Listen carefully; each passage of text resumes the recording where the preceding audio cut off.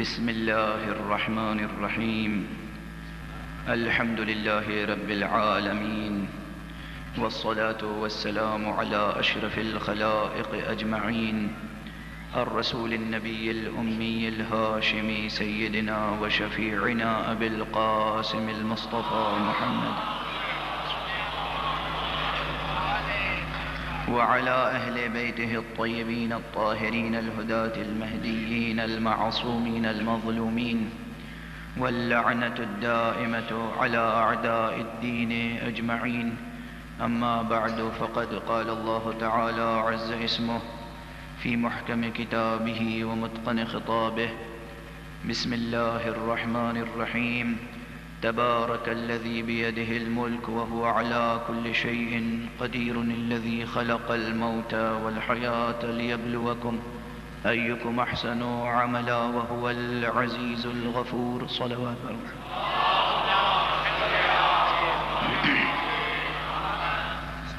ایک مرتبہ اور بلند تر صلوات.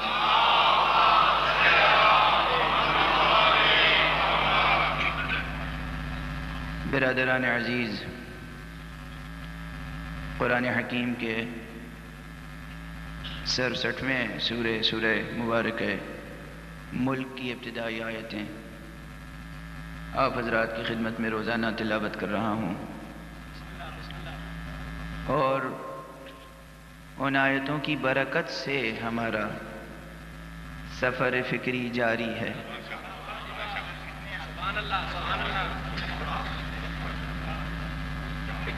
آغاز آیت ہی میں برکت کا تذکرہ ہے، اور ظاہری ترجمہ یہ ہے کہ با برکت ہے وہ ذات. تبارک الذی، با برکت ہے وہ ذات کہ جس کے ہاتھ میں ملک ہے، یعنی جس کے قبضے میں بادشاہی ہے. یہ ظاہری ترجمہ ہے، لفظی ترجمہ ہے، سطحی ترجمہ ہے. بابرکت ہے وہ ذات کہ جس کے قبضے میں بادشاہی ہے، اور ہر شے پر اسی کی قدرت جاری و ساری ہے. اسی نے موت اور زندگی کو پیدا کیا.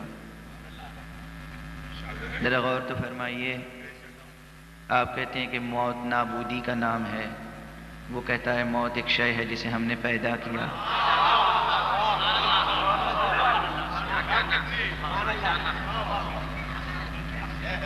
الذی خلق الموت والحیات، جس نے موت کو خلق فرمایا. لا شے کو خلق نہیں کیا جاتا، اور جب وہ فرما رہا ہے کہ ہم نے موت کو خلق کیا، اس کا مطلب کہ موت بھی کوئی شے ہے. اور اب اس تفصیل کو تو معلوم نہیں آج یا کل موقع ملے گا یا نہیں، لیکن اتنا فقرہ ذہن عالی میں محفوظ رہے کہ موت بعض مقامات پر یقیناً نابودی، فنا اور ہلاکت کے ظاہری معنی میں استعمال ہوئی ہے، لیکن حقیقتاً موت نابودی کا نام نہیں ہے، بلکہ یہ زندگی کے گوناگوں مظاہر میں سے بجائے خود ایک مظہر ہے.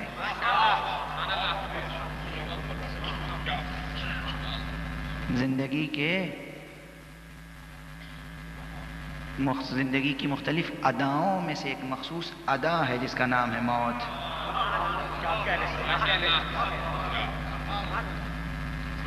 الذی خلق الموت والحیات، اس نے موت کو خلق فرمایا اور زندگی کو خلق فرمایا. اور میں 2 روز قبل یہ عرض کر چکا ہوں کہ زندگی کی تعریف مشکل ہے. ایک عزیز نے مجھے بعض کتابوں کی طرف ملتفت کیا، بایو سائنس یا لائف سائنس یا بایولوجی اور میڈیکل سائنس کی. وہ کتابیں اس ناچیز طالب علم کے پیش نظر بھی ہیں، لیکن جو ڈیفینیشن اس میں لکھی گئی ہے وہ مکمل نہیں ہے. وہ ایک مخصوص زاویے سے ہے، وہ اتنی ہی ہے جتنی مٹی کی تعریف ایک کمہار جانتا ہے.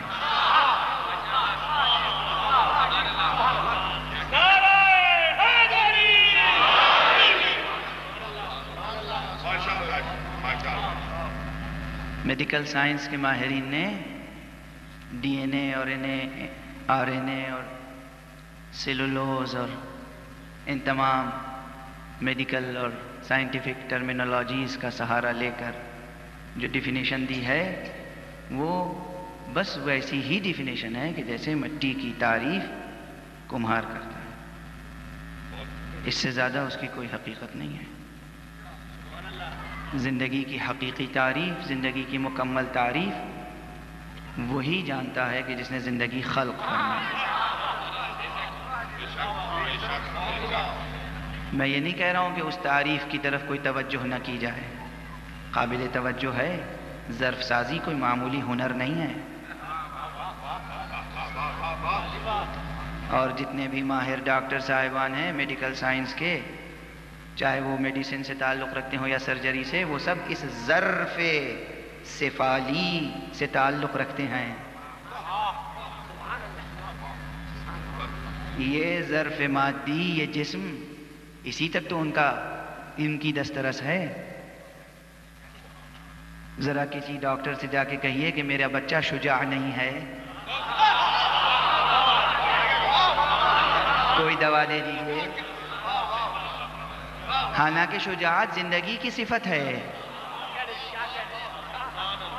ذرا کسی ڈاکٹر سے جا کے کہیے تو صحیح کہ میرا بچہ جو ہے وہ علمی مطالب کو اچھی طرح نہیں سمجھ پاتا، تو وہ دماغ کا پورا تجزیہ کرنے کے بعد بھی مغز کی خرابیوں کی طرف توجہ تو دلا سکتے ہیں، مگر قوت فہم نہیں پیدا کر سکتے۔ اس کے معنی یہ ہے کہ جس طرح کمہار صرف ظرف بنا سکتا ہے، اس میں مناسب مظروف کا انتظام کرنا کمہار کی ذمہ داری نہیں ہے، اسی طرح ڈاکٹر کا تعلق ظرف بدن سے ہے، لیکن مظروف نفیس جان اس سے اس کا تعلق نہیں ہے۔ اور ہر چیز کی ایک محدودیت ہے۔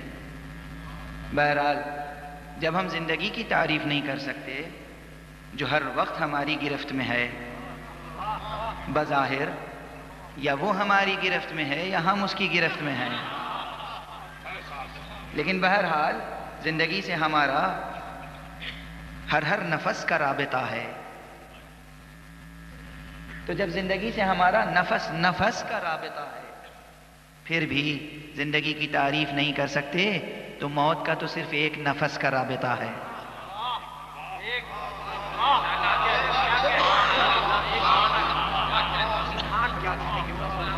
پھر ہم موت کی تعریف کیا کر سکتے ہیں؟ موت کو ڈیفائن کیا کر سکتے ہیں؟ موت کو ہرگز ڈیفائن نہیں کر سکتے، نہ موت کو ڈیفائن کر سکتے ہیں نہ زندگی کو۔ صرف ایک ہی تعریف سمجھ میں آتی ہے کہ زندگی بھی لطف الہی ہے، موت بھی اسی کا کرم ہے، موت بھی اسی کے الطاف میں سے ایک لطف ہے، اسی کی تجلیوں میں سے ایک تجلی ہے۔ بس یہ اپنے اپنے ظرف کی، اپنی نظر کی بات ہے کہ کون زندگی اور موت کو اس کی تجلیات میں قرار دیتا ہے اور کون اسے اپنے لیے عذاب وجود بنا لیتا ہے۔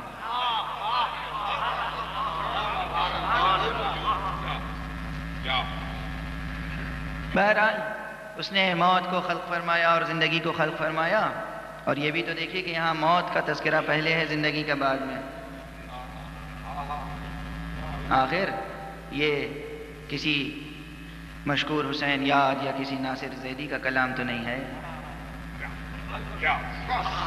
یہ کسی ہوش عابدی کا کلام تو نہیں ہے، یہ کسی خواجہ رفعت کا کلام تو نہیں ہے، یہ کسی غالب و میر کا کلام تو نہیں ہے، یہ کسی اقبال و انیس کا کلام تو نہیں ہے کہ جس میں ہم یہ کہہ سکیں کہ یہاں تقدیم و تاخیر کا عیب آ گیا، یہاں تعقید آ گئی، یہاں عجز کلام ہے، یہاں جناب والا انتخاب الفاظ میں کمی ہو گئی، مناسب ہوتا جو لفظ یہ آگے اور یہ پیچھے کر دیا جاتا۔ کسی کی جرت ہے جو کہے کہ حیات کو پہلے اور موت کو بعد میں رکھ دیا جائے؟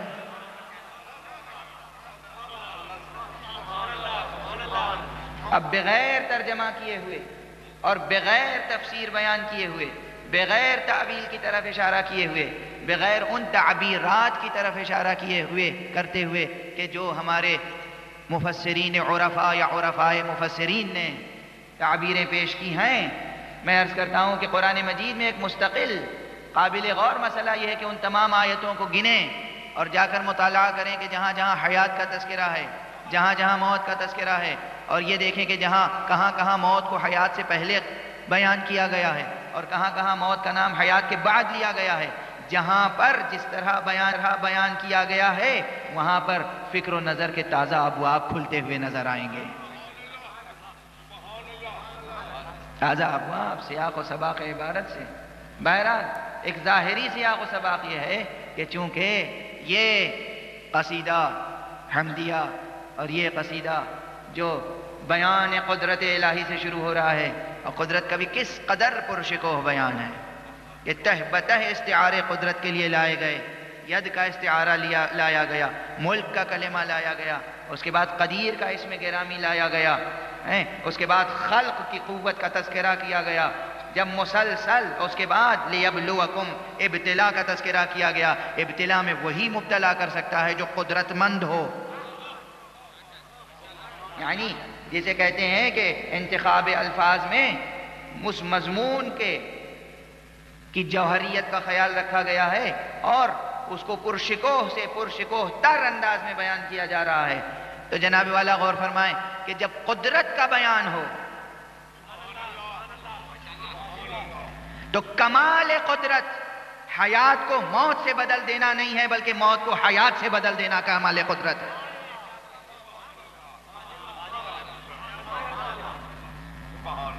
انتہائی قدرت کا بیان کیا جائے اور اس کے بعد کہا جائے کہ ہم حیات کو موت سے بدل دیتے ہیں، تو یہ کمال نہیں ہے. یہ کیا قدرت ہوئی، یہ کیا لطف ہوا. ہاں کمال قدرت یہ ہے کہ موت کو حیات سے بدل دیا جائے. اب جب سیاق و سباق میں قدرت کا بیان ہے تو پہلے موت کا تذکرہ ہوا، بعد میں حیات کا، تاکہ ذہن عالی میں یہ بات راسخ ہو جائے کہ موت ابتدائی مرحلہ ہے، اس کے بعد حیات ہی حیات کا سلسلہ. صلوات پڑھ دیں محمد و آل محمد.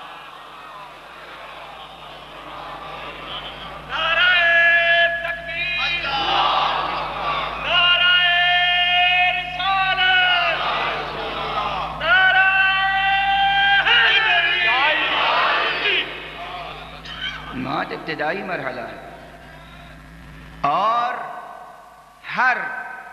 میری درخواست یہ ہے کہ سلسلہ بیان پر توجہ رہے. آپ کے ذہنوں میں گویا ایک الگ مجلس جاری رہتی ہے اور ہماری زبان پر الگ مجلس جاری رہتی ہے.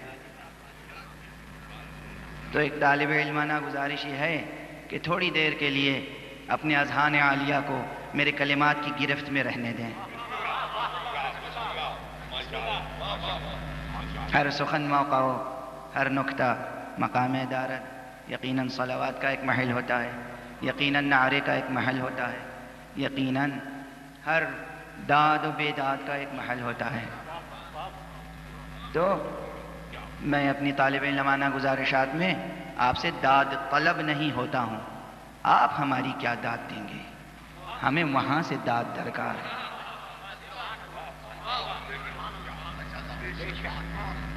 غلطی بھی ہوگی تو وہاں سے اصلاح ہوگی، کوئی کام کی بات ہوگی تو وہیں سے عطا ہوگی.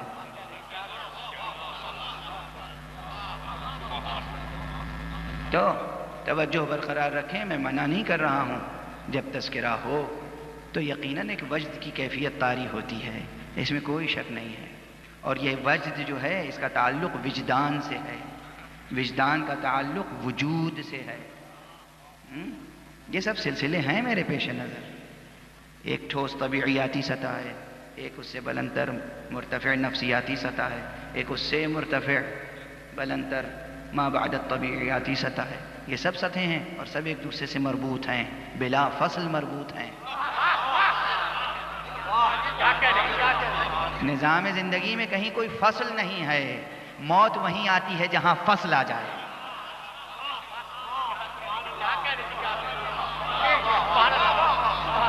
ہلاکت وہیں ہوتی ہے جہاں فصل آ جائے، جہاں بات بلا فصل ہو وہاں ہلاکت کا خطرہ نہیں رہتا۔ صلوات پڑھ دیجئے محمد والے۔ دو انفاس میں فصل ہو جائے ہلاکت ہے، دو سانسوں میں فصل آ جائے، ایک سانس آئی اور اس کے بعد فصل آ جائے، بس جہاں فصل آیا ہلاکت، نابودی، فنا، اور بلا فصل رہا سلسلہ تو بقا۔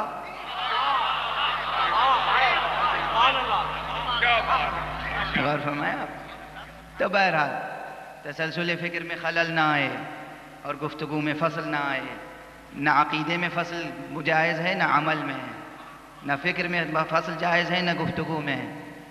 تو یہ خیال فرمائیں کہ اس قدر پرشکوہ بیان ہے، قدرت کا بیان ہے، اس کے قادر ہونے کا بیان ہے، لیکن پہلا ہی کلمہ تبارک الذی، کیا کلمہ تبارک کا کوئی ترجمہ کر سکتا ہے؟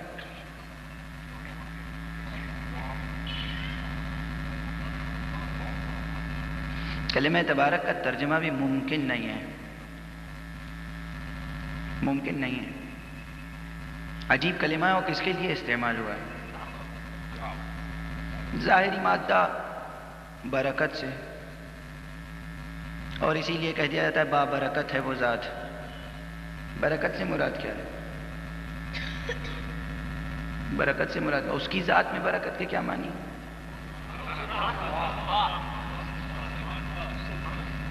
اس کی ذات میں برکت کے کیا معنی؟ بابرکت ہے وہ ذات، تبارک الذی، اس نے اپنی ذات میں برکت پیدا کی یا وہ برکتیں پیدا کرنے والا ہے؟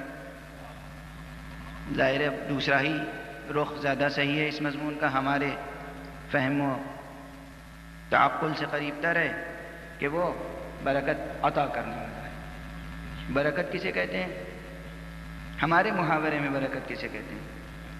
ہمارے محاورے میں برکت اسے کہتے ہیں کہ جب کسی شے میں سودمند اضافہ ہو جائے۔ اگر سودمند اضافہ نہیں ہے تو اسے برکت نہیں کہتے، محض اضافے کو بھی برکت نہیں کہتے۔ صرف کسی چیز میں اضافہ ہو جائے یہ برکت نہیں ہے جب تک کہ وہ سودمند نہ ہو۔ اگر اضافہ مفید ہے تو پھر برکت ہے، اور اگر اضافہ مضر ہے، نقصان دہ ہے، نقصان رساں ہے تو برکت نہیں کہیں گے۔ واضح ہے؟ تو عزیزو، تبارک الذی، بابرکت ہے وہ ذات، اس پر اگر بھروسہ کرو تو زندگی میں برکتیں پیدا ہوتی ہیں۔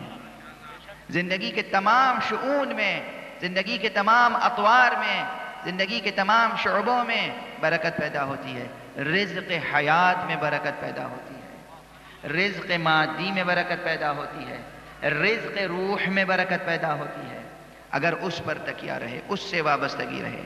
اور میں تبارک الذی بیدہ الملک، یہ تبارک کی اگر زیادہ گہری تشریح کریں گے تو کل کی گفتگو کی طرف متوجہ رہیں جو قوت و فعلیت کی بحث تھی۔ قوت مجتمع رہتی ہے، قوت نظر نہیں آتی، لیکن جب قوت اور صلاحیت اور استعداد پیکر عمل میں ڈھل جائے تو پھر وہ برکت کی صورت ہوتی ہے۔ زندگی میں برکت کب ہوتی ہے؟ ایک انسان عالم ہے، اس نے علم حاصل کیا، اگر وہ کوئی تقریر نہ کرے، اگر وہ کوئی تحریر نہ لکھے، اگر وہ کسی شاگرد کی تربیت نہ کرے، اگر اپنے علم سے کسی کو فائدہ نہ پہنچائے تو اس کا علم اس کے ساتھ قبر میں دفن ہو جائے گا، برکت حاصل نہیں ہوگی۔ لیکن اگر اس عالم نے کتابوں کی تصنیف و تالیف کا سلسلہ جاری رکھا، اگر اس نے تقریر و تحریر کا سلسلہ جاری رکھا، اگر تلامذہ اور شاگردوں کی تربیت کا سلسلہ جاری رکھا، تو اب اس کا علم اس کی ذات تک محدود نہیں رہے گا بلکہ اس میں برکت پیدا ہو جائے گی۔ اور اب ایک بات ذرا سا مقدمتاً ہی کہہ کر آگے بڑھوں کہ ہمارے آج کے دور میں تو ریسرچ کا تصور یہ ہے کہ کمپیوٹر ہو اور ایک سے زیادہ ریسرچ ایسوسیٹس ہوں اور جناب والا مددگار ہوں، لائبریریاں ہوں اور اس کے بعد ایک ٹیم ورک ہو. ٹیم ورک کا تصور بہت اچھا ہے، بہت اچھا تصور ہے، اس میں کوئی شک نہیں، ٹیم ورک ہونا چاہیے. مگر آپ اپنے ان علماء کی طرف توجہ فرمائیے کہ جو تنہا ایسی ضخیم کتابیں تصنیف کر کے چلے گئے جو آج 100 افراد سے زیادہ کا اسٹاف رکھ کر بھی انسان تصنیف نہیں کر سکتا. ایک علامہ مجلسی کی مثال لے لیجئے. ایک علامہ مجلسی توجہ رکھیے گا، اس سے ہمارے نوجوان اور طالب علم بھی یاد رکھیں گے مثال کو کہ جناب والا علامہ مجلسی نے ایک کتاب لکھی ہے جس کا نام ہے بحار الانوار. آج تازہ ایڈیشن جو اس کا اس صدی میں شائع ہوا ہے اس کی 110 جلدیں ہیں، اور کوئی جلد بھی 100 صفحے سے کم کی نہیں ہے، 300 400 صفحے سے متجاوز، 500 600 صفحے کی بھی بعض جلدیں ہیں، 700 صفحے کی بھی جلدیں. 110 جلدوں کی یہ ان کی ایک کتاب ہے. اس کے علاوہ ان کی دوسری کتابیں بے شمار اور بہت سی کتابیں، سینکڑوں کتابیں، چھوٹی بڑی متعدد کتابیں ہیں. حیرت یہ ہوتی ہے کہ اگر علامہ مجلسی کی پوری زندگی دیکھیں کہ کئے برس کی زندگی تھی اور ان کی زندگی کی مشغولیتیں کتنی تھیں. نماز جماعت پڑھاتے تھے، درس اصول کہتے تھے، درس فقہ کہتے تھے، دنیا بھر سے آنے والے سوالات کے شرعی جوابات دیتے تھے، خواب و خور کا وقت بھی نکالتے تھے، بشر تھے، سوتے تھے، نماز شب پڑھتے تھے. انسانی دوستی کے نتیجے میں انسانی ضروریات بھی اور تقاریب میں شرکت بھی ہوتی تھی. زندگی کے تمام وظائف انجام دیتے تھے، اس کے باوجود اتنی کتابیں لکھنے کا وقت کہاں سے نکل گیا؟ جبکہ نہ کمپیوٹر تھا، نہ ٹائپ رائٹر تھا، نہ کوئی اسٹینوگرافر تھا، کوئی سیکریٹری تھا، نہیں، خود ہی لکھتے تھے. کچھ شاگرد کہیں کہیں مدد کر دیتے تھے کتاب لانے میں، لے جانے میں، نقل کرنے میں. یہ اس صدی کی بات ہے. جناب علامہ مجلسی کی وفات ہوئی ہے سن 1110 ہجری کے قریب، 1111 ہجری میں. اچھا، اس صدی میں مرحوم مرجع تقلید آیت اللہ العظمی خوئی رحمت اللہ علیہ، ان کی متعدد کتابیں ہیں. زندگی کی مصروفیات نہیں تھیں، اصول کا درس کہتے تھے، فقہ کا درس کہتے تھے، نماز جماعت پڑھاتے تھے، فتوے کے جوابات دیتے تھے، دنیا بھر سے رابطے ان سے ہوتے تھے، سارے روابط کا جواب دیتے تھے. اور اس کے باوجود ان کی کتابوں کی تعداد بے شمار ہے. صرف ایک کتاب جو علم رجال میں ہے وہ 23 جلدوں میں ہے. 23 جلدوں میں صرف ایک کتاب ہے علم رجال.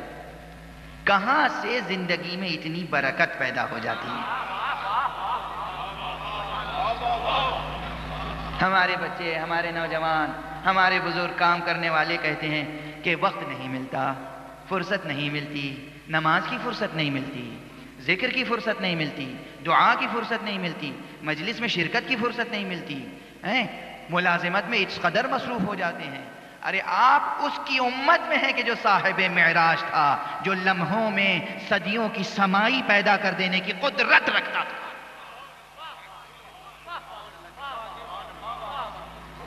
آپ اس کے بندے ہیں کہ جس نے اپنے لکھا تبارک الذی بیدہ الملک.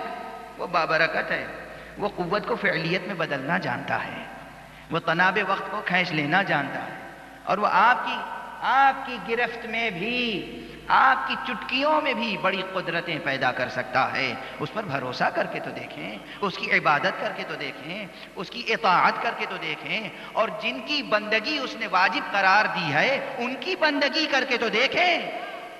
نفس کی بندگی نہ کریں، نفس کی بندگی نہ کریں، دو کی بندگی کر لیں، اس لیے کہ ان دونوں میں کوئی دوئی نہیں ہے، کوئی فاصل نہیں ہے. ایک ابو تراب کی بندگی کر لیں تو آپ کے اس جسم خاکی اور اس کے اندر محفوظ جان میں اتنی برکتیں ہوں گی.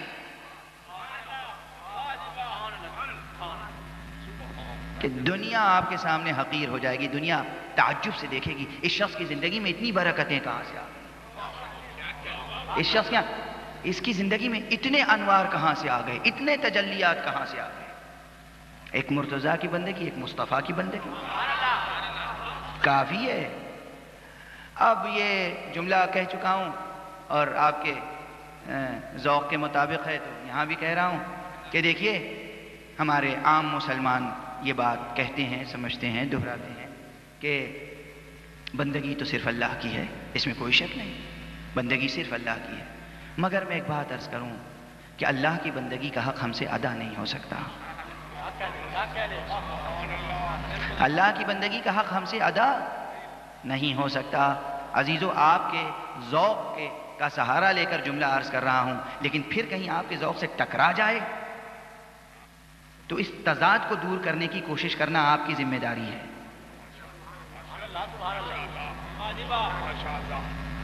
تضاد کو دور کرنے کی ذمہ داری آپ کی ہے۔ کہیں عقائد میں تضادات تو نہیں ہیں، کہیں اعمال میں تضادات تو نہیں ہیں، کہیں تناقض تو نہیں ہے، کہیں ایسا تو نہیں کہ ہمارا ایک عقیدہ دوسرے عقیدے کی نفی کر رہا ہو، ہمارا ایک عمل دوسرے عمل کی نفی کر رہا ہو، ہماری ایک بات دوسری بات کی تکذیب کر رہی ہو۔ اس کا خیال رکھیے گا، اس لیے کہ نظام زندگی میں کہیں تناقض اور تضاد کا دخل نہیں ہے۔ نظام زندگی میں، نظام دین میں کہیں تناقض اور تضاد کا دخل نہیں ہے، اسے دور کیجئے گا۔ اور سنیے، آپ کے ذوق کا سہارا لے کر، آپ کے ایمان کا سہارا لے کر وہ بات عرض کر رہا ہوں کہ جو حقیقتاً ایمان کی ہے۔ پروردگار کی بندگی تو ہم سے اور آپ سے ہو ہی نہیں سکتی۔ پروردگار کی بندگی تو مصطفیٰ کا کام ہے، پروردگار کی بندگی مرتضیٰ کا کام ہے، پروردگار کی بندگی زہرا کا کام ہے، پروردگار کی زندگی کی بندگی حسن مجتبیٰ اور سید الشہداء کا کام ہے۔ ہماری آپ کی تو ذمہ داری ہے کہ ہم مصطفیٰ اور مرتضیٰ کی بندگی میں زندگی صرف کر دیں۔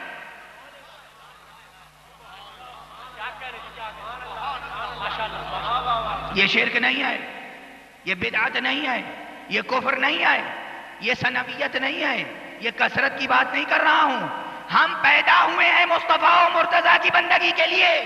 قرآن مجید میں پروردگار عالم نے کہا قل ان کنتم تحبون اللہ فاتبعونی، اے حبیب کہہ دیجئے کہ اگر تم اللہ کی محبت رکھتے ہو تو میری پیروی کرو۔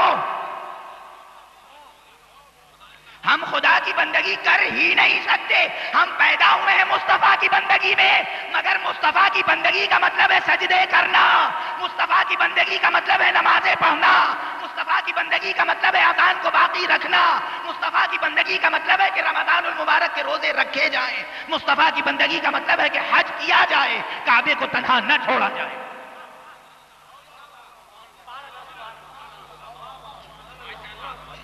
مصطفیٰ و مرتضیٰ کی بندگی یہی سب ہے۔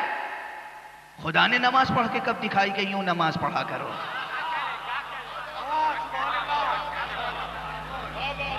خدا کب نازل ہوا؟ خدا نہ خواستہ آپ کا عقیدہ ایسا تو نہیں ہے کہ پروردگار نازل ہوا عرش اعلیٰ سے عرش اسفل پر، جناب وہاں سے آسمان ارضی پر، وہاں سے کہیں اور نازل ہوا، اور نازل ہونے کے بعد اس نے رکوع کیا، سجدہ کیا، کہا یوں سجدہ کیا کرو، یوں رکوع کیا کرو۔ نہیں، پروردگار عالم منزہ ہے اس سے، وہ جسم و جسمانیات سے منزہ ہے، وہ زمان و زمانیات سے منزہ ہے۔ پروردگار عالم زمان و مکان کے حدود میں آ کر آپ کو نماز پڑھ کر دکھا نہیں سکتا کہ یوں نماز پڑھا کرو۔ بندگی مصطفیٰ کی کرو تو پروردگار پر ایمان لانے کا حق ادا ہوگا۔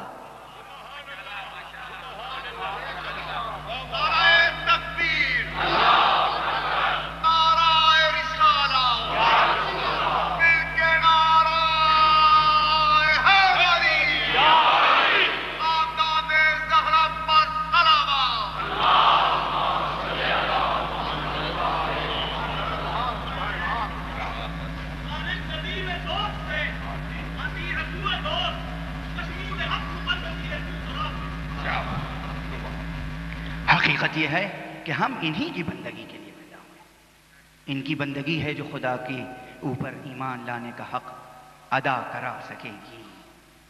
ان کی بندگی چھوڑ دیں گے تو شرک میں مبتلا ہو جائیں گے۔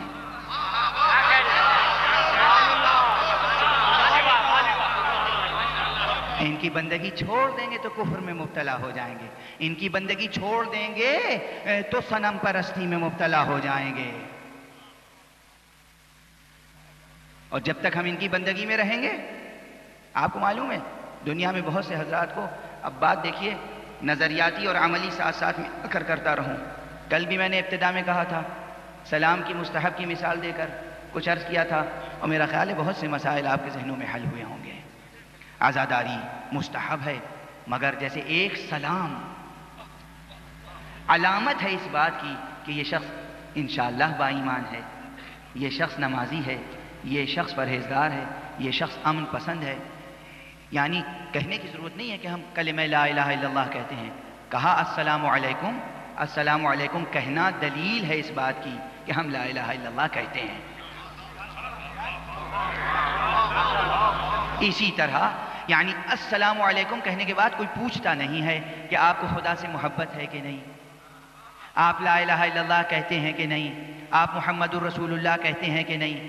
اسی طرح ایک چیز اور قرآن مجید میں واجب ہے جو تمام واجبات سے اہم ہے، نماز بھی واجب ہے، روزہ بھی واجب ہے، حج بھی واجب ہے، زکوٰۃ و خمس بھی واجب ہے، جہاد بھی واجب ہے، امر بالمعروف بھی واجب ہے، نہی عن المنکر بھی واجب ہے، اور ان لوگوں کی پیروی، ان لوگوں کے راستے پر چلنا، ان لوگوں کی دل میں جگہ رکھنا، ان لوگوں کی طرف تمایل طبعی رکھنا کہ جن پر الذین انعمت علیہم، جن پر اللہ نے انعام کیا، وہ بھی واجب ہے. اور ان لوگوں سے گریز، ان لوگوں سے بیزاری، ان لوگوں سے نفرت، ان لوگوں کے راستے سے بچنا کہ الذین غیر جو ضالین ہیں اور جن پر اللہ کا غضب نازل ہوا، یہ بھی واجب ہے.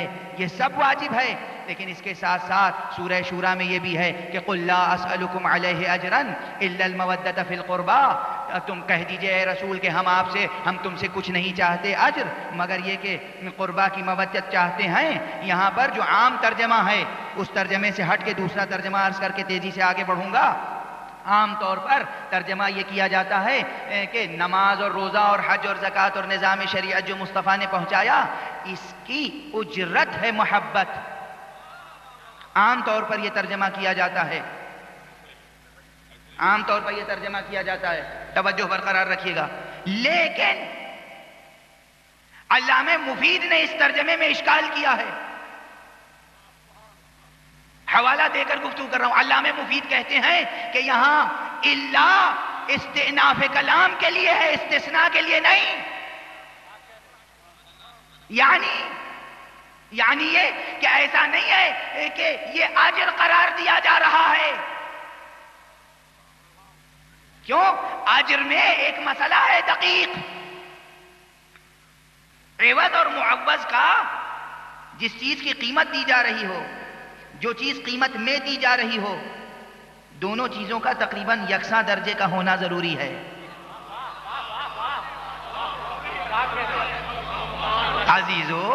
عزیزو ارباب مودت، دونوں چیزوں کا، گیہوں کو جو کے ذریعے بیچا جا سکتا ہے، جو کو گیہوں سے بدلا جا سکتا ہے، مگر گیہوں کو سونے سے نہیں بدلا جا سکتا. واضح ہے؟ عوض اور معوض، جو چیز عوض میں دی جا رہی ہے، جو چیز عوض میں لی جا رہی ہے، جو جنس دی جا رہی ہے، جو جنس لی جا رہی ہے، دونوں کا تقریباً ہم جنس ہونا ضروری ہے. یکساں درجہ قیمت پر اور قدر پر ہونا ضروری ہے. اور فرمایا آپ نے، اور پھر یہ زیب نہیں دیتا. ایک مسئلہ، یہ ایک مقدمہ ہے، ذہن میں رکھیے گا. دوسرا مقدمہ، یہ زیب نہیں دیتا کہ کام تو کیا پروردگار کا،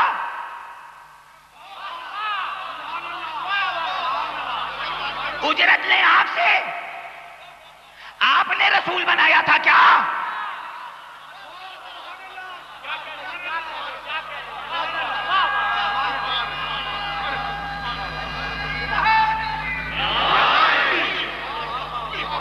آپ نے رسول بنایا تھا. آپ نے کہا تھا کہ لا الہ الا اللہ کا کلمہ پہنچا دیجئے بشریت تک.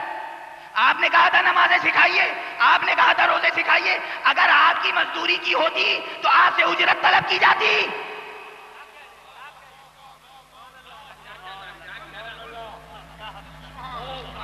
آپ کی تو مزدوری، اسی لیے دوسرے انبیاء نے بار بار کہا قرآن مجید میں مکرر یہ بات کہی گئی ہے انبیاء کے زبانی کہ کہہ دیجئے کہ ہمارا اجر تو اس پر ہے، جس نے بھیجا ہے وہ اجر دینے والا ہے۔ پھر یہاں لہجہ کیوں بدل گیا؟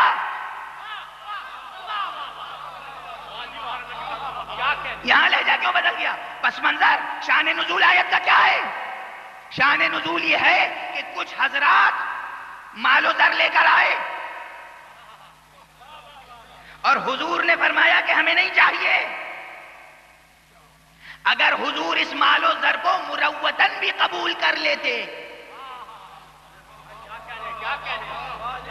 دیکھیے ایک بات ہے، حضور نے فرمایا مومن کا ہدیہ رد نہیں کیا جاتا، مومن کا ہدیہ رد نہیں، خلق عظیم پر فائز، یہ آخر انتہائی دردمندی سے لے کے آئے، محبت سے لے کے آئے ہیں بظاہر، اور یہ کہہ رہے ہیں حضور اگر مصطفیٰ زندگی کے کسی لمحے میں بھی بنا میں مال و زر، بصورت مال و زر، مال و زر کی جنس سے کوئی چیز بھی قبول کر لیتے تو وہ الزام تاریخ میں محفوظ رہ جاتا کہ طلب دنیا کے لیے یہ سب کچھ کیا تھا۔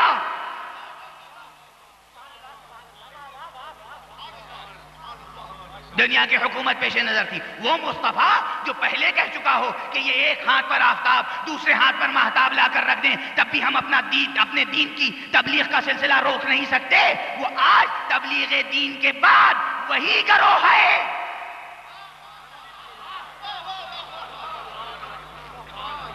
وہی گروہ ہے جو پہلے آیا تھا اور حضور کے مربی سے، اس لفظ پر یہ لفظ گرانہ گزرے، حضور کے ولی شرعی سے۔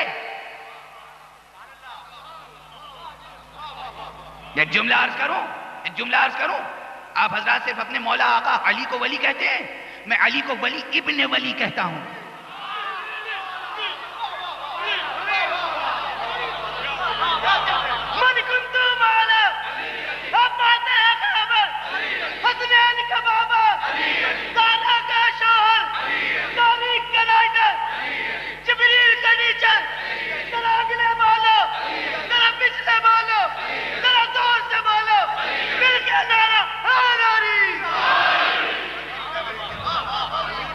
علی ولی ابن ولی کا نام ہے، علی تنہا ولی نہیں ہے، علی ولی ابن ولی ہے۔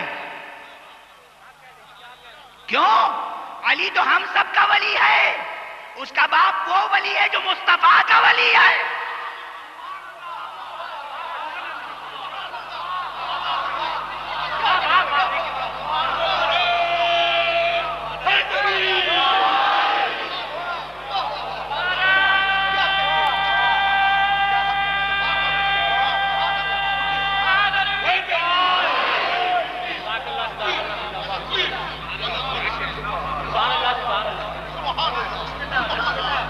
یہ جملہ ان پر تو گراں گزرنا ہی نہیں چاہیے جو رسول کو صرف بشریت کے درجے پہ دیکھتے ہیں، اس لیے کہ جب یتیم ہو جائے بچہ تو جناب والا باپ کے بعد ولایت دادا کی ہے، اور دادا بھی جب دنیا سے جانے لگے اور کسی کو ولی مقرر کر دے تو وہ ولی ہے۔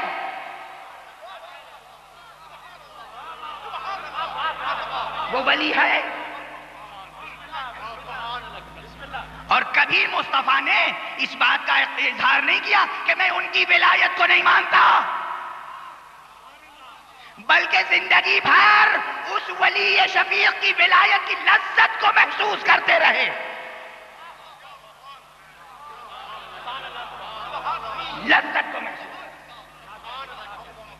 تو علی ولی ابن ولی ہے، یہ بات ذہن میں رکھیے، درمیان میں جملہ آ گیا تھا، گفتگو کا رخ بالکل بدل گیا، لیکن میں چاہتا ہوں کہ سلسلہ اسی ترتیب سے آگے بڑھتا رہے۔ تو جو لوگ اس ولی کے پاس لے کر آئے تھے، اس شفیق کے پاس لے کر آئے تھے کہ اپنے بھتیجے کو یہ دے دیجئے زر و جواہر، جو کہیے آپ کے بھتیجے کو پیش کر دیں، نہ اس ولی نے قبول کیا اور نہ اس کے زیر سایہ عاطفت، نہ اس کے زیر ولایت حضرت مصطفیٰ نے قبول کیا، جب پہلے قبول نہ کیا ان ہاتھوں سے تو اب کیا قبول کر لیں گے؟ تو یاد رکھیں کہ اب مال و زر قبول نہیں کر سکتے، لیکن لہجہ کیا ہونا چاہیے؟ یہاں پر ایک تقریبی مثال ہے. دیکھیے بزرگوار شخصیتیں کیا ہوتی ہیں؟ بزرگوں کا ایک انداز ہوتا ہے بچوں کی تربیت کا یا نادانوں کی تربیت کا. آپ سب بچوں کی تربیت فرماتے ہیں اور پروردگار ان تمام حضرات کو کہ جو جن کے آغوش میں کوئی فرزند نہیں ہے انہیں بحق معصومین فرزند کی نعمت سے نوازے، اور جن لوگوں کو تربیت کرنا نہیں آتا انہیں تربیت کا سلیقہ عطا فرمائے. تو تربیت یہ ہوتی ہے کہ بچوں میں اخلاقی قدریں پیدا کی جاتی ہیں. بچپن سے بچوں کو کچھ دیتے ہیں، کھانے کی چیز، پیسہ کچھ دیا، اس کے بعد ان سے مانگتے ہیں. گھر گھر کا تجربہ ہے. بیٹے کو کچھ دیا، اس کے بعد کہا ہمیں بھی کھلاؤ، اور وہ بچے سے کوشش ہوتی ہے اپنے ہاتھ سے ماں کے منہ میں اور باپ کے منہ میں اور بڑے بھائی کے منہ میں چھوٹا بھائی. یہ کون سی ادا ہے؟ یہ ادا ہے کہ بچے میں ابھی سے عطا کی صلاحیت پیدا ہو جائے. یہ وہ تربیت کی جا رہی ہے کہ ابھی سے دینے کا جذبہ پیدا ہو جائے. یا باہر سے کچھ لے کر آئے اور ایک بیٹے کو دیا، کہا سب کو بانٹیے، دوسرے بھائی کو دیجئے، چھوٹے بھائی کو دیجئے، بڑے بھائی کو دیجئے، بہن کو دیجئے، چچا کو دیجئے، پھوپھا کو دیجئے. یعنی خود ہی دیا اور خود ہی مانگ رہے ہیں. اور پھر کیا انداز ہوتا ہے؟ کبھی کبھی تو خاصا تربیت کا انداز ہوتا ہے بچوں کے ساتھ بچے بن جاؤ. تو ہوتا یہ ہے کہ مٹھائی ایک بہترین قسم کی اپنے پاس لیے ہوئے ہیں اور ایک چھوٹی سی مٹھائی بچے کو دی، اور اس کے بعد کہا کہ اب یہ آپ آدھی کھائیے آدھی مجھے دیجئے. منہ کھول کے بیٹھے ہوئے ہیں، اور جیسے ہی بچہ آیا منہ بند کر لیا، اسے دعائیں دی اور وہ دوسری مٹھائی بھی ہاتھ میں رکھ دی. کہ کھانا مقصد تھوڑی تھا. تم میں عطا کا جذبہ پیدا ہو جائے تو ہم تمہیں اور عطا کریں گے.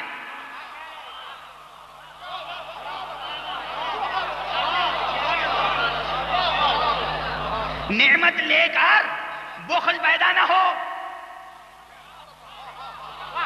اگر نعمت لے کر بخل پیدا ہو گیا تو عطا کا سلسلہ بند ہو جائے گا.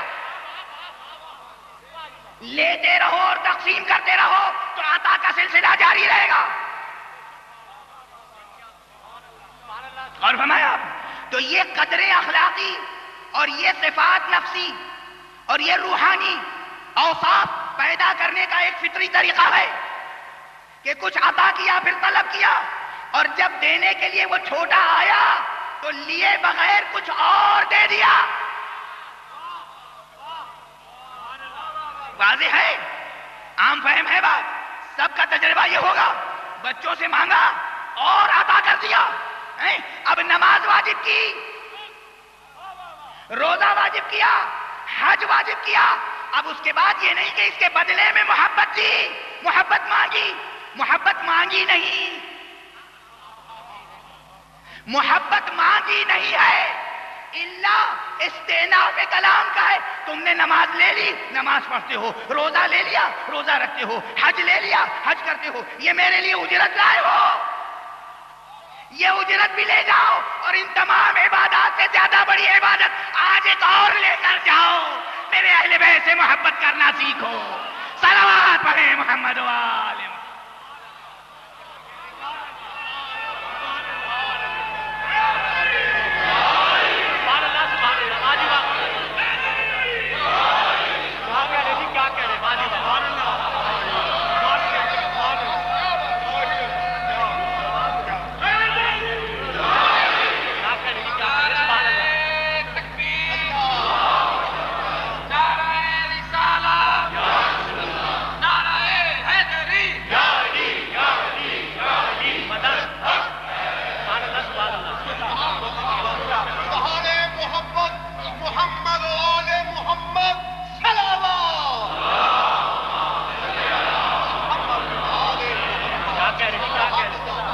تو اب یہ بات ذہن نشین رکھیں کہ نماز واجب ہے مستقل، روزہ واجب ہے مستقل.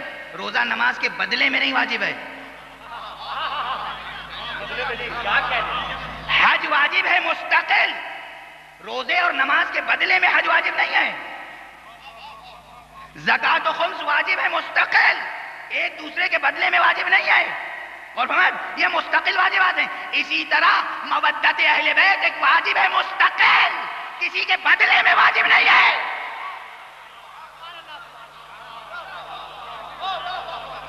اور چونکہ سب سے اہم واجب ہے اس لیے سب سے بعد میں واجب کیا گیا کہ ان چیزوں کا تو بدل تم سوچ بھی سکتے ہو، مودت کا بدل بھی نہیں سوچ سکتے. صلوات پڑھیں محمد و آل محمد.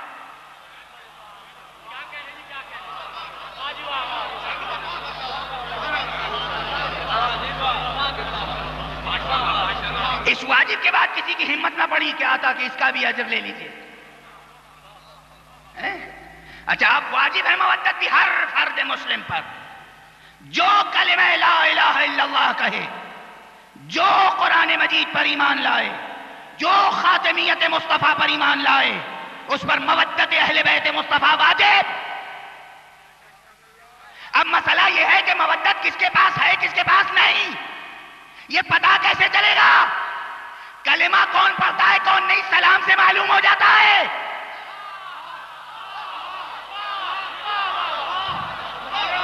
کلمہ ہم نہیں سنتے، نماز ہم نہیں دیکھتے، روزہ ہم نہیں دیکھتے، حج ہم نہیں دیکھتے، خمس و زکوٰۃ کا حساب ہم نہیں دیکھتے، سلام کیا معلوم ہو گیا مسلمان ہے. اسی طرح عزاداری ہے، ماتم کیا معلوم ہو گیا محبت کرنے والا.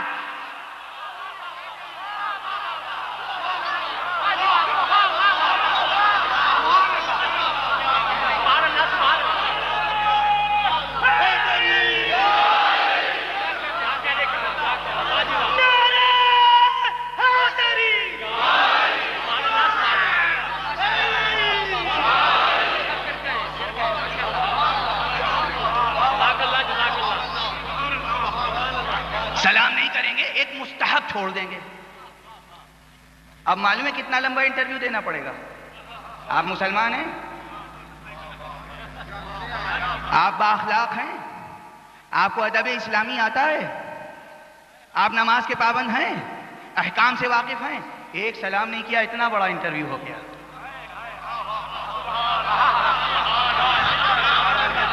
ہوا نا؟ ایک مستحب چھوڑا تو پورا حساب دینا پڑا. اب سمجھو ماتم کرتے ہوئے جاؤ گے وہاں بھی حساب نہیں لیا جائے گا.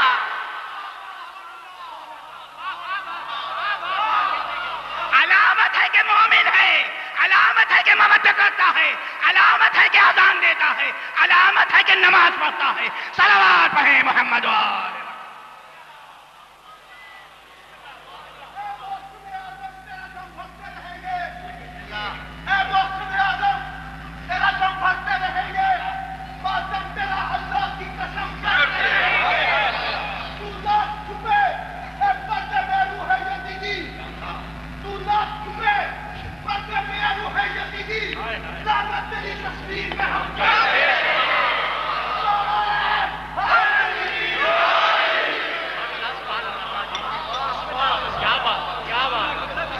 مودت مستقل واجب ہے اور مودت کی علامت ہے عزاداری. مستحب ہے، مودت واجب ہے.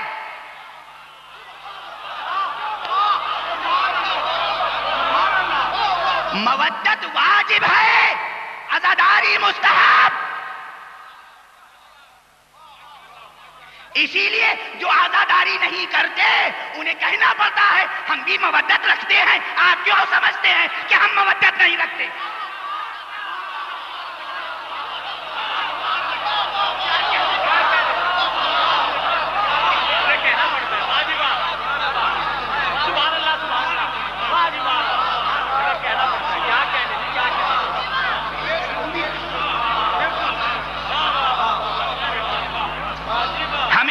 کہنا پڑتا کہ ہم بھی محبت رکھتے ہیں، ہم بھی مودت رکھتے ہیں، ہم مسلمان ہیں. ہمیں ثابت کرنے کی ضرورت نہیں ہے کہ ہم اس واجب پہ کاربند ہیں. دل میں مودت ہے تو اعضاء و جوارح سے ظاہر ہوگی.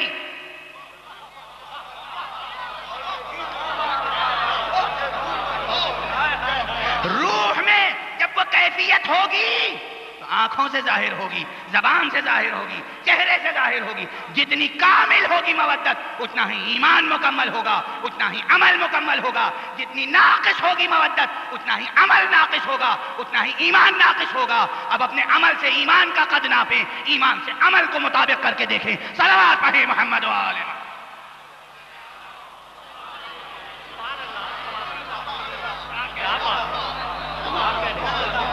بات جملہ معترضہ کے طور پر تھی، لیکن بات آ گئی تو عرض کرتا چلا گیا. ورنہ عرض تو یہ کر رہا تھا کہ ان سے وابستہ ہو کر رہو تو زندگی میں برکت پیدا ہوگی. وابستگی ان سے ہوگی، ان کی بندگی ہوگی تو زندگی میں برکت ہوگی.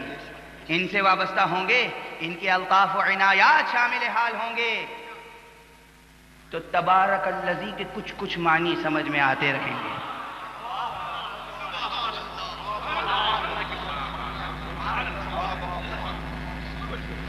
اور ان سے وابستگی رہے گی تو پھر نیکی کی صلاحیتیں، خیر کے استعدادات قوت سے فعلیت میں بدلتے رہیں گے.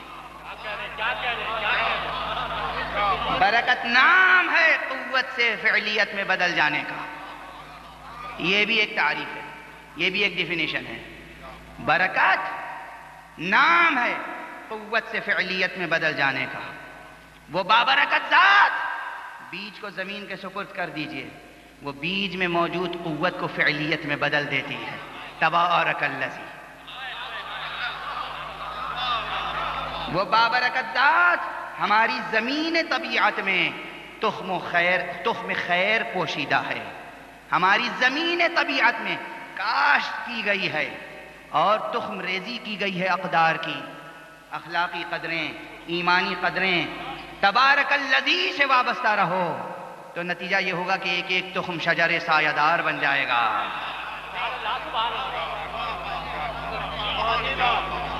اور تمہاری ایک ذات حسن و خیر کی انجمن بن جائے گی. حسن و خیر کی انجمن بن جائے گی.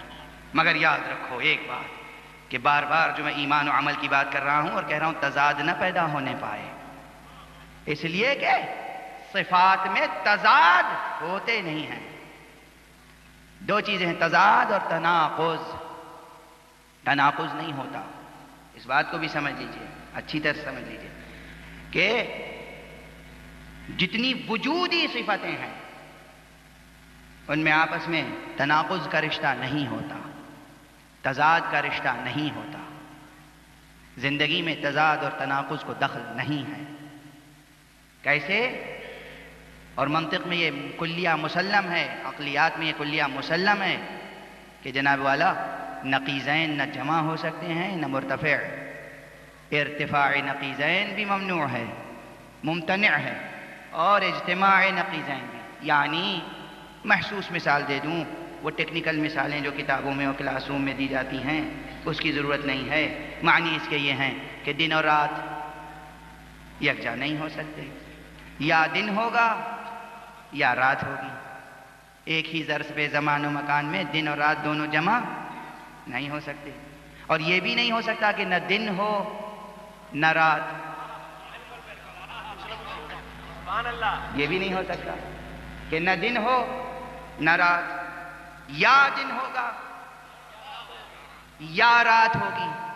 اسی طرح زندگی کی وہ تمام وجودی صفتیں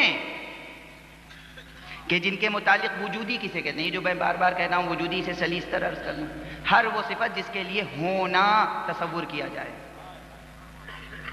شجاعت ہوتی ہے، علم ہوتا ہے، قدرت ہوتی ہے، سخاوت کی صفت ہوتی ہے. اس کے مقابلے میں جو چیزیں ہیں وہ صرف تسامح ہے. جہالت کہتے ہیں، جہالت ہوتی نہیں ہے. جہالت کسی شے کا نام نہیں ہے. علم کے نہ ہونے کا نام جہالت ہے. علم کے مقابلے میں کوئی شے نہیں ہے جہالت. علم کے مقابلے میں کوئی شے نہیں ہے جہالت.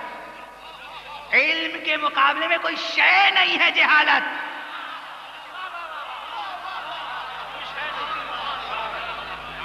جب معلوم ہو جائے کہ یہ علم ہے اور یہ جہل تو علم کے مقابلے میں کوئی شے نہیں ہے جہالت.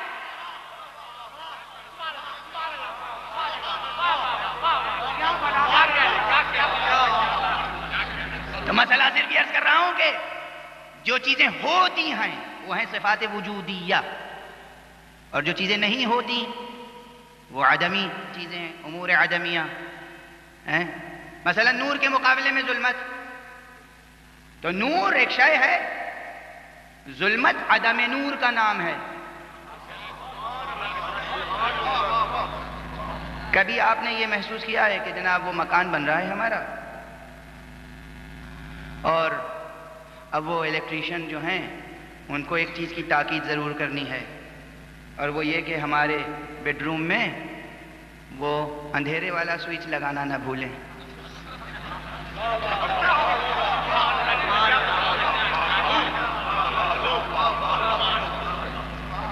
اور دیکھیے دروازے سے داخل ہوتے ہی وہ سوئچ رکھیے گا جو روشنی کا ہے، اور بیڈ کے قریب وہ رکھیے گا جو اندھیرے کا ہے، تاکہ جب نیند آنے لگے تو وہیں سے بجھا دیں، وہیں سے اندھیرا کر لیں.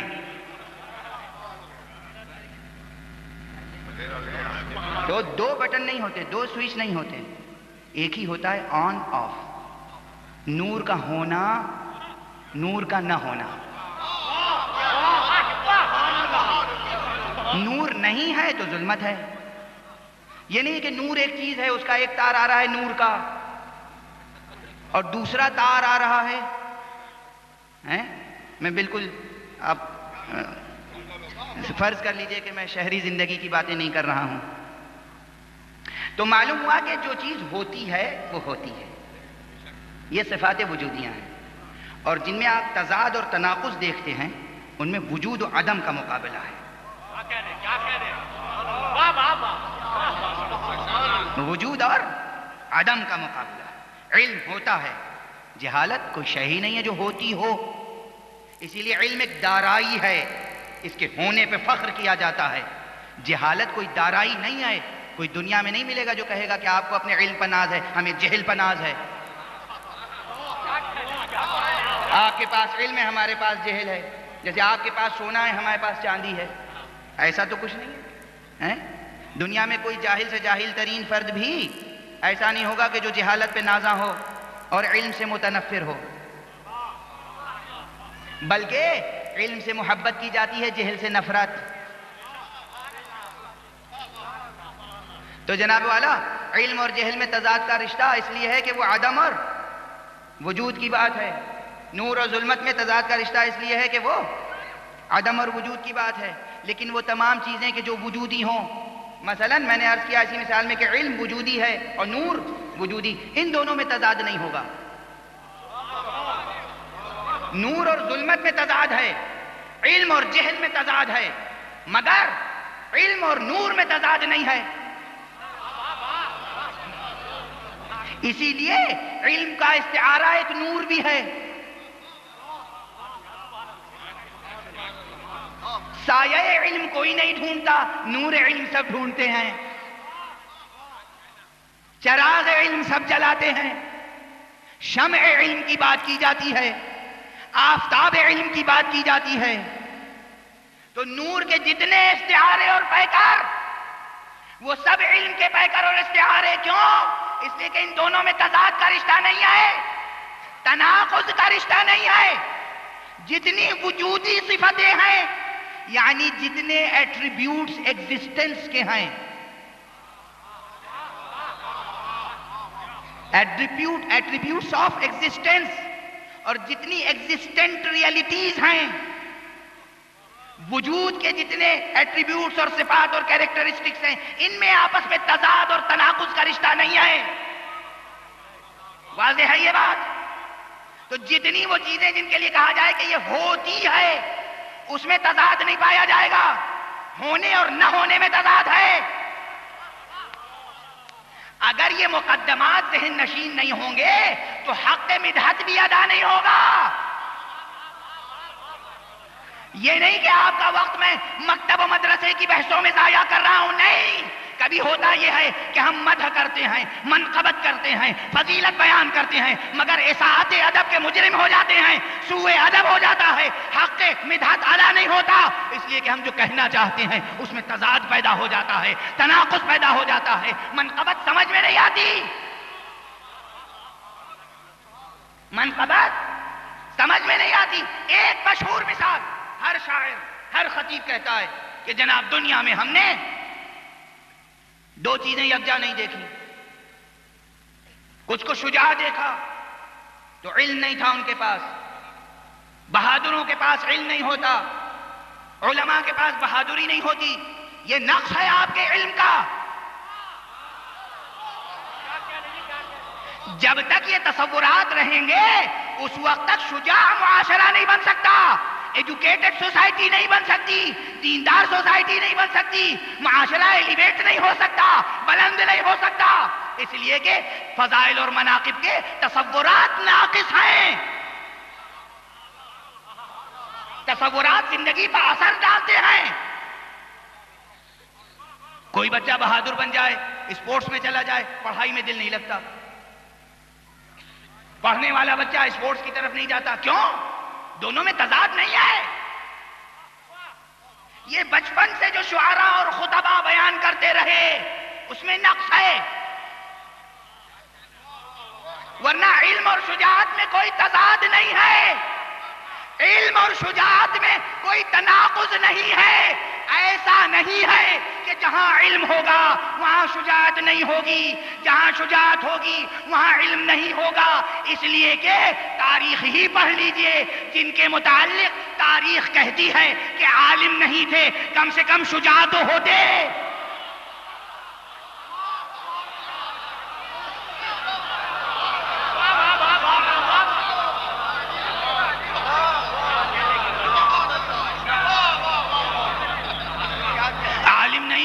فقیہ نہیں تھے، شجاع تو ہوتے.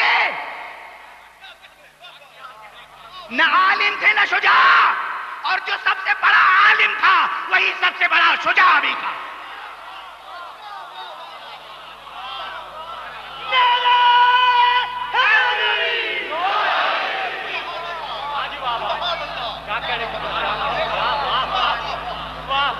تضاد نہیں ہے وجودی صفات میں. جہاں علم ہوگا وہیں قدرت ہوگی، وہیں شجاعت ہوگی، وہیں حیات ہوگی. وجودی صفات منتشر نہیں ہوتے، وجودی صفات پہ تضاد اور تناقض کا رشتہ نہیں ہوتا. یہ کیا منقبت ہوئی کہ عالم اور شجاع ایک شخص نہیں ہو سکتا؟ ہم نے تو کسی غیر عالم کو شجاع دیکھا ہی نہیں.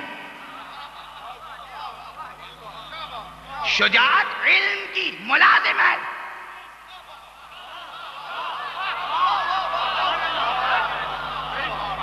شجاعت کا تعلق بدن سے نہیں ہے، روح سے ہے. شجاعت کا تعلق بدن سے نہیں ہے. بڑے بڑے دراز خط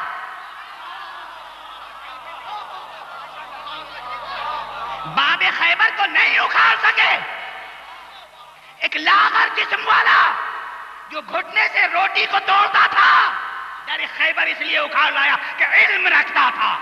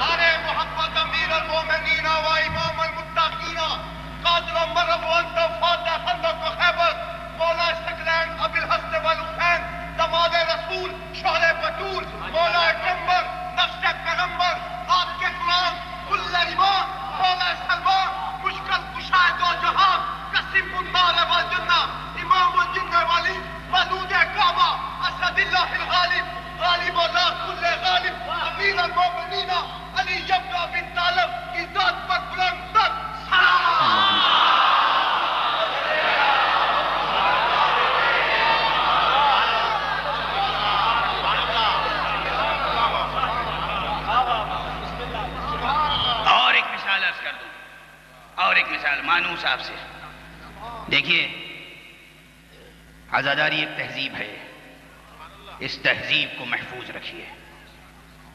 یہ وہ تہذیب کا سانچہ ہے جس میں اصلی انسانی تہذیب پرورش پا رہی ہے.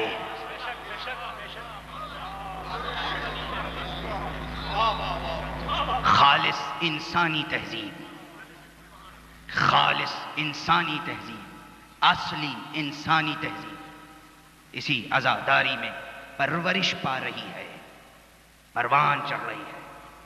یہ عظیم تربیت گاہ ہے، یہ عظیم امانت ہے. اس کو محفوظ رکھیے. اس کا ایک ایک جز قیمتی ہے. سوزخانی، سلام، مرثیہ، نوحہ، ذاکری، یہ سب زندگی کے مختلف باطنی اسرار کے ظاہری مظاہر ہیں.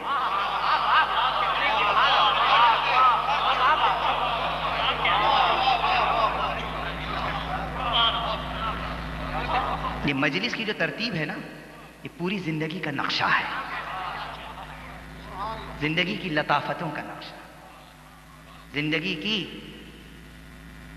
دقیق دقیق ظریف ظریف قدروں کا نقشہ. تو اب میں ایک مرثیے کے مصرے سے یہ بات اور واضح کرتا ہوں کہ شجاعت اور علم میں کوئی تضاد نہیں. شعراء موجود ہیں، اہل ذوق ہیں. ہر چند کہ مجھ سے کہا جاتا ہے کہ نوجوان اردو نہیں سمجھتے، مگر میں سمجھتا ہوں کہ سمجھتے ہیں. یہ ان کا انکسار ہے، کہتے ہیں ہم نہیں سمجھتے. وہ اردو سمجھ میں نہ آئے جو ممبر سے بولی جائے، ممکن نہیں ہے. اردو سے رشتہ ہو یا نہ ہو، ممبر سے تو رشتہ ہے نا آپ کا. ممبر سے رشتہ ہے تو ممکن نہیں ہے کہ بات سمجھ میں نہ آئے، ممکن نہیں ہے. اور آج نہیں سمجھ میں آ جائے گی تو کل سمجھ میں آ جائے گی. سوچتے رہیے گا، سنتے رہیے گا. تو میر انیس علیہ الرحمہ بہت بڑے شاعر ہیں، اردو کے سب سے بڑے شاعر ہیں، اس میں کوئی مبالغہ نہیں. اردو کے سب سے بڑے شاعر ہیں، دنیا کے بڑے شعراء میں سے ایک ہیں. اور ان کا ایک مصرع ہے، بخدا فارس میدان تحور تھا حر.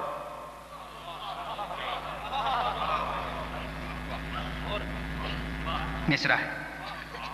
میں ایک سوال کرتا ہوں، ارباب ادب موجود ہیں، اساتذہ سخن موجود ہیں. انیس کی خاص خصوصیت کیا ہے؟ انیس کی سب سے بڑی خصوصیت ہے سلاست، فصاحت، شیریں سخنی، دل نشینی. ان کے مقابلے میں دبیر کو مفضول قرار دیا جاتا ہے صرف اس لیے کہ ان کے ہاں سلاست نہیں ہے. شاعر وہ بھی بہت بڑے ہیں، عظیم شاعر، معمولی شاعر نہیں ہیں، مگر کہا جاتا ہے کہ انیس ان سے زیادہ فصیح ہے. فصیح اور سلیس کسے کہتے ہیں؟ جو اتنی دور کی باتوں کو اتنی نزدیک کے لفظوں میں سمجھا دے.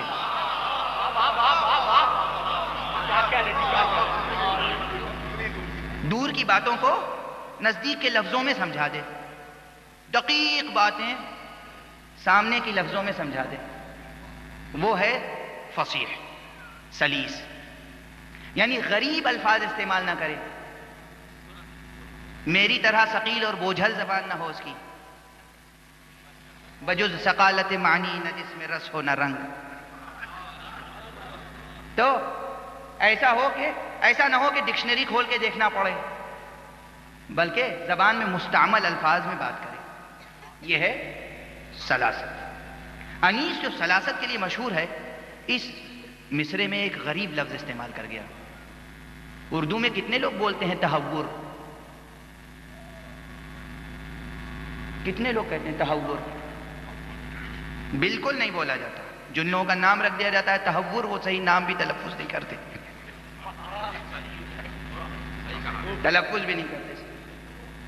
تو تحور اردو میں مستعمل نہیں ہے. پھر انیس نے مطلع میں کیوں یہ لفظ رکھ دیا؟ بخدا فارس میدان تحور تھا حر. اچھا، شجاع کہنا چاہتے ہیں. اب ارباب سخن ہے، میں مصرے کو بدل کے پڑھوں، بتائیے کوئی وزن میں کمی تو نہیں آ رہی ہے؟ فعول فعول فعول فعول جو بھی وزن ہو. فعول اور فاعلات تو مولانا روم کہہ ہی چکے کہ میں نہیں جانتا فعول اور فاعلات. من ندانم فاعلات فاعلات شعر می گویم به از قند و نبات. تو جناب والا یہ اب وزن کر کے دیکھیے کہ بخدا فارس میدان شجاعت تھا حر. مصرع بدلا تو نہیں، وہی بحر ہے، سب کچھ وہی ہے، تو شجاعت چھوڑ کے تحور کیوں استعمال کیا؟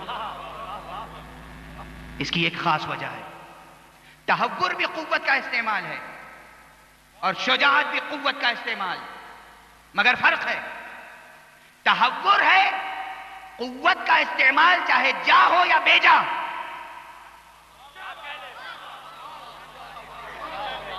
شجاعت ہے طاقت کا بجا استعمال، بے جا نہیں.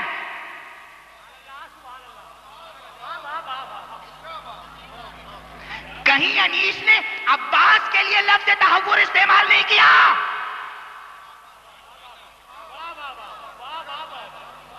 کہیں انیس نے علی کے لیے لفظ تحور استعمال نہیں کیا. کہیں انیس نے حسین کے لیے لفظ تحور استعمال نہیں کیا، حر کے لیے استعمال کیا. چونکہ حر نے ایک جگہ طاقت کا مظاہرہ کیا، بے جا.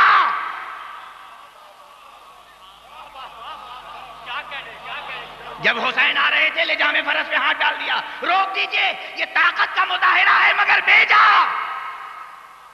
کربلا میں روز عاشورہ طاقت کا مظاہرہ ہے مگر بجا. جو یہ نہ جانے کہ بے جا کیا ہے اور بجا کیا، وہ تحور رکھتا ہے، شجاعت نہیں رکھتا.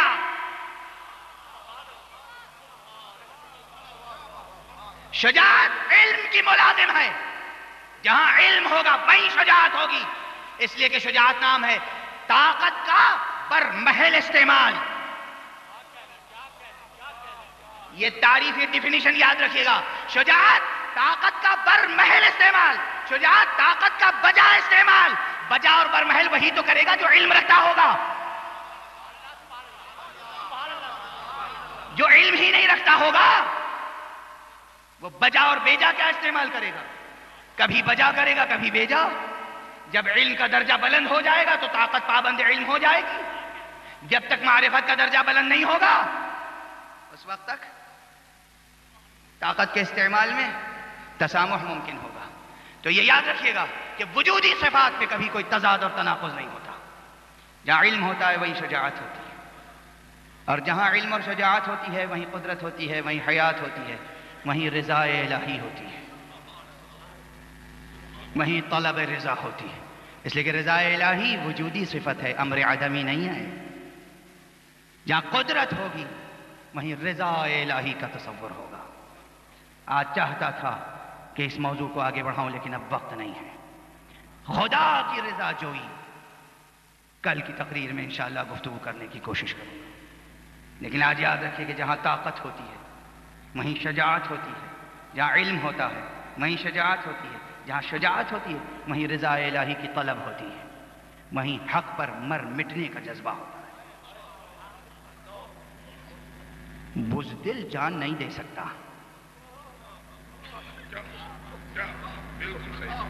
شجاع جو ہوتا ہے وہی جان دے سکتا ہے.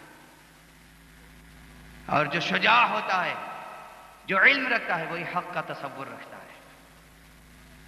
دیکھیں تو صحیح کہ میدان کربلا کی طرف قافلہ جا رہا ہے. جناب سید الشہداء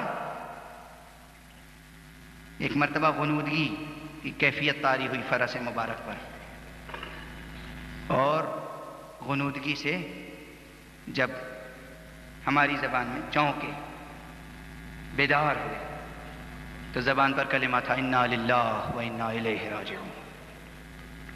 برابر کی سواری پہ جوان بیٹا ہے، اور جوان بیٹے نے کہا بابا یہ کلمہ استرجاع ارشاد فرمانے کا کیا محل ہے، یہ انا للہ کہنے کا کیا محل ہے؟ کہا بیٹا ابھی ہم نے خواب میں نانا کو دیکھا تھا، فرما رہے تھے بیٹا بہت جلد میرے قریب آ رہے ہو. بیٹے نے پوچھا السنا علی الحق، کیا ہم حق پر نہیں ہیں؟ اور جناب سید الشہداء نے فرمایا ہم حق پر نہ ہوں گے تو کون ہوگا؟ ہم حق پر نہ ہوں گے تو کون ہوگا؟ بیٹے نے پھر کہا کہ پھر ہمیں لا نبالی بالموت، پھر ہم موت کی کوئی پرواہ نہیں کرتے. یہ شجاعت ہے، یہ شجاعت. کیا ہم حق پر نہیں ہیں؟ یہ کلمہ استفسار کا نہیں ہے، اعلان کیا جا رہا ہے پوچھ کر. قریب و نزدیک جو لوگ ہیں سن لیں، ہم حق پر ہیں اور تہ در تہ معانی ہیں. یہ بیٹا یہ بھی اعلان کر رہا ہے کہ تاریخ میں یہ جملہ محفوظ کر لیا جائے کہ ہم نے صرف رشتے کی بنا پہ ساتھ نہیں دیا ہے، بیٹے ہو کر بھی.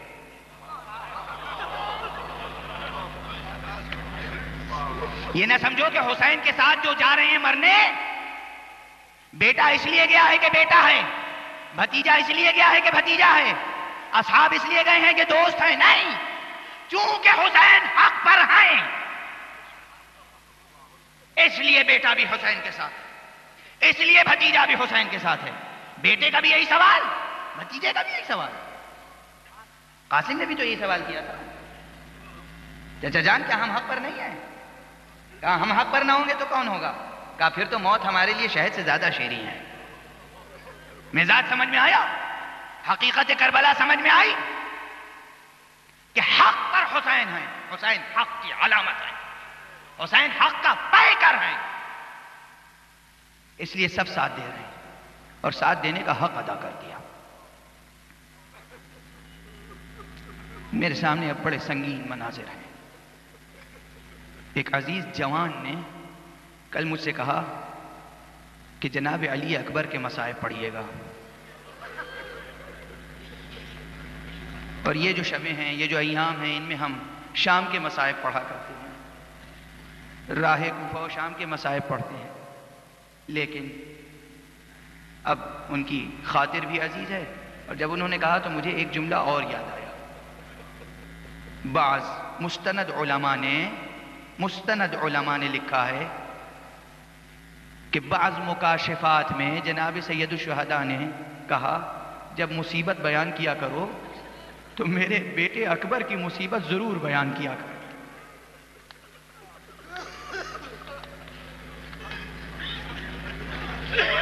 اور جب اکبر کی مصیبت بیان کیا کرو تو تفصیل سے بیان کیا کرو، تاکہ ارباب دنیا دیکھیں تو صحیح ہم نے کیسا کیسا مرحلہ صبر کا طے کیا ہے، کیسی کیسی قربانی پیش کی ہے. عزیزو، اکبر کی شخصیت بہت عظیم ہے. اکبر بھی ولی ہے. زیارت میں وہ زیارت کسی منشآت علماء میں سے نہیں ہے، علماء میں نے تصنیف نہیں کی ہے زیارت. چھٹے امام نے تعلیم فرمائی ہے اپنے صحابی کو زیارت، اور اس زیارت میں جناب علی اکبر کے لیے ہے السلام علیک یا ولی اللہ و ابن ولیہ. اس ایک فقرے میں فضائل ہی فضائل. السلام علیک یا ولی اللہ و ابن ولیہ، اے ولی خدا اور ولی خدا کے فرزند، یعنی حسین بھی ولی خدا، علی اکبر بھی ولی خدا. اس ولی خدا کو حسین نے رخصت بھی کیا بڑے اہتمام سے.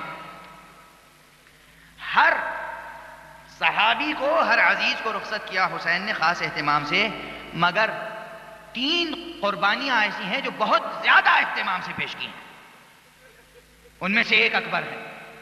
جب اکبر کو رخصت کرنے لگے تو آسمان کی طرف ہاتھوں کو اٹھایا اور فرمایا پروردگار گواہ رہنا، اب میں اس جوان کو بھیج رہا ہوں جو صورت میں، سیرت میں، رفتار میں، گفتار میں تیرے پیغمبر کی شبیہ آئے.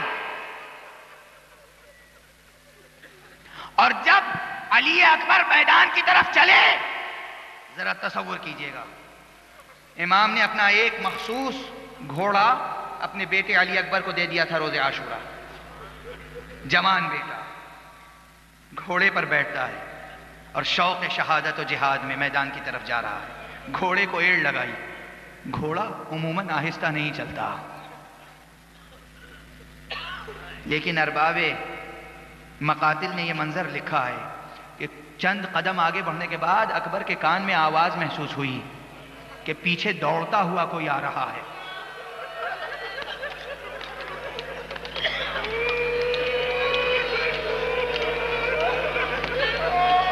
پلٹ کے دیکھا تو دیکھا بابا حسین دوڑتے ہوئے چلے آ رہے ہیں.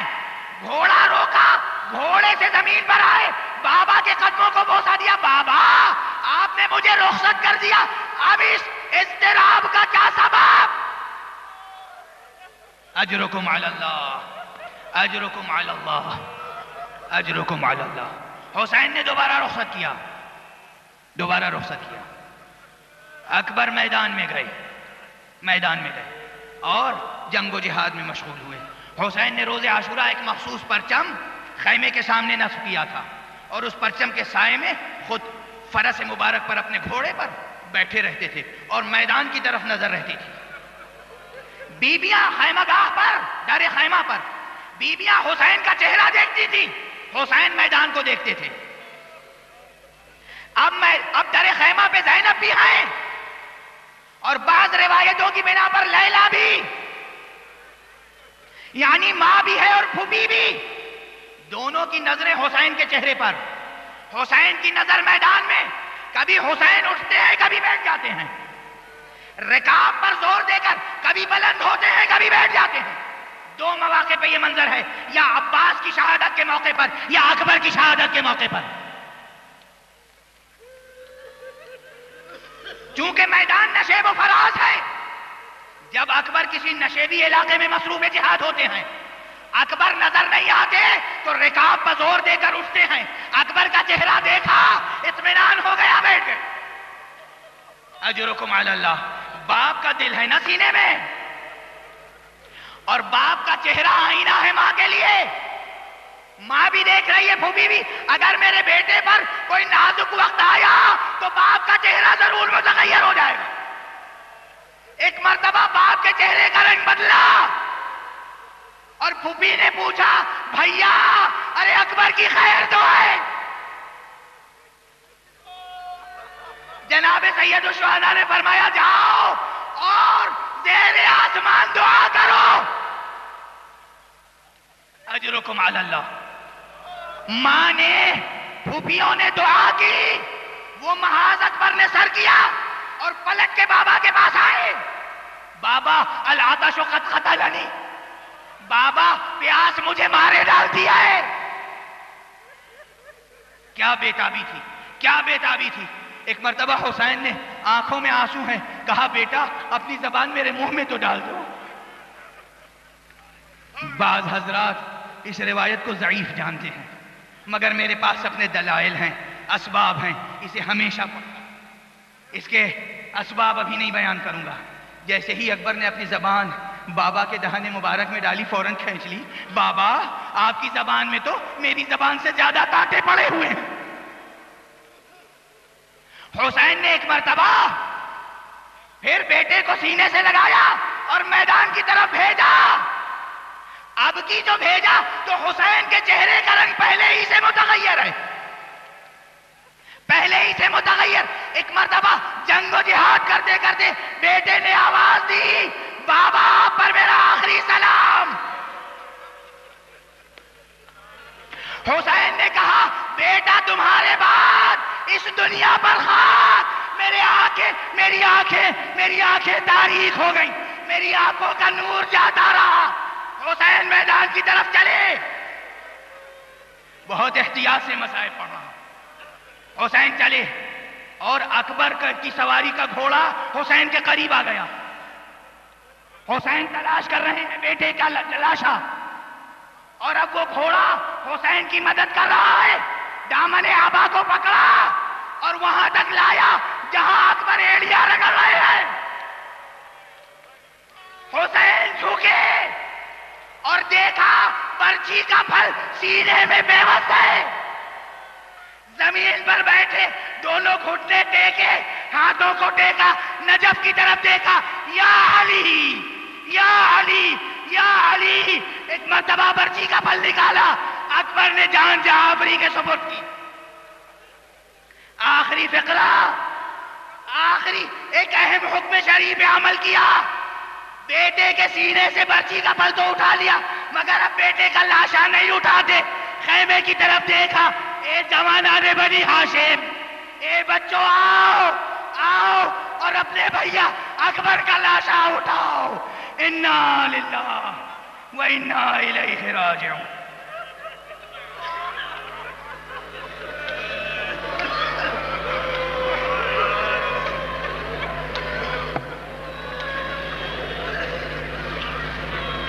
انا للہ و انا الیہ راجعون رضا بقضائہ و تسلیما لامرہ۔ معبود ہمیں علوم قرآن اور معارف اہل بیت سے آشنا فرما۔ پروردگار ہمارے معاشرے کو علم و اخلاق کا معاشرہ بنا دے۔ معبود فیضان آل محمد کو بشریت کے لیے عام کر دے۔ پروردگار وارث رسول اور وارث کربلا وارث حسین ہمارے امام زمانہ کو اذن ظہور عطا فرما کہ ہم ان کے ہم رکاب دشمنان دین اور دشمنان انسانیت سے جنگ و جہاد کر سکیں۔